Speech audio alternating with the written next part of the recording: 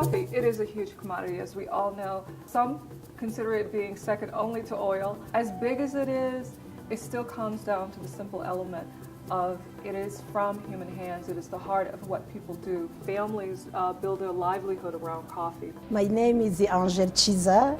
I come from Burundi in East Africa. I'm called Kamrad Imi. I come from Rwanda. My name is Fatima Aziz Faraji. I come from Tanzania. I'm a coffee farmer. And the coffee in Burundi is the key of product for Burundian economy. It is very important, the coffee in our country. For us, coffee sits at the center of the table. So one of the big challenges for Full Circle Exchange has been how do we have access to the value chain, have access to the great coffee that they make. Women face many challenges in coffee: fair and equitable wages, access to training and mentoring, and access to the market. We look at why.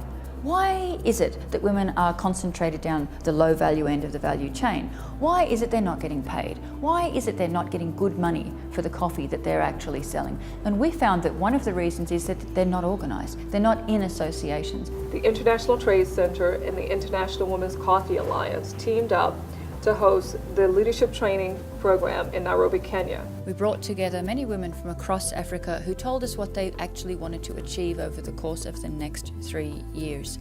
The overall goal of the event was to empower women to become better leaders, to have more confidence in the positions that they currently hold. In order to be able to sell coffee, in order to be able to speak in a meeting on policy, you have to be able to approach people in power from a sense of confidence and a sense of conviction. The training has helped not just me, everybody, because it involves a lot of actions. As a leader, you have to have confidence. That's number one. The leadership in Nairobi was so wonderful. We did a number of leadership trainings, learned how we are different characters. We did what they called a disc test.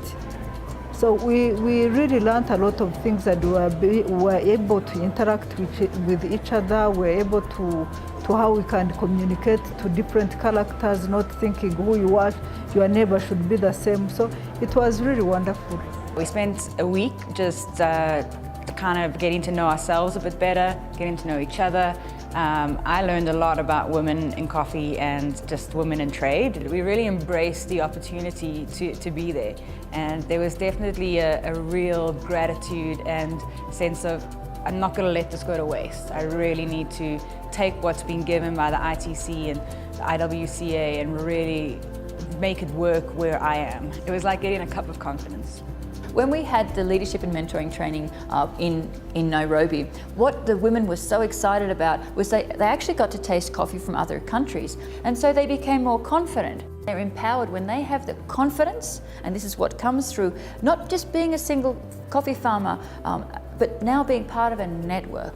When you're part of a network and you know that you're speaking on behalf of your colleagues as well, this gives you the confidence to approach somebody who you never would have dreamed of speaking to before, the Minister of Agriculture, to put your issues on the table. Cups of confidence. As a business, we want to have the best products in the world. So as far as our coffee goes, we want to have access to the best quality coffee.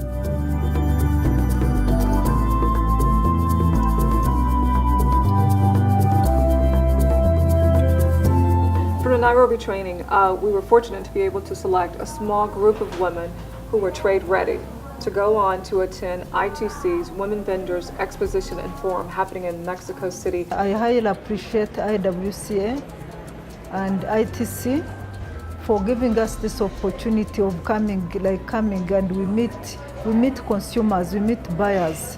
It's very important to connect us producers to the buyers. When we were doing the signing ceremony, you know, that to me, that's really special, you know, because that's what these women are working towards. They don't grow coffee because they like the look of it, they grow coffee to sell it, making a real and concrete difference in their lives. When I was on the podium announcing that Imi Kamarade from Rwanda and Angel from Burundi were here to do deals with Full Circle Exchange, even now it just sends shivers up my spine because it's real. Women, once they are earning, reinvest about 80 to 90% of their resources back into their families. If you're looking at social transformation, then you really, if you invest in women, you find that you have a return on investment which is far greater. To be here in Mexico City and publicly sign a letter of intent with these women in coffee that I met in Kenya and began a relationship with was really humbling. We really have a chance to do a lot together, and this is just an amazing platform to do it. No, when you support the women, you support our economy, you support our country.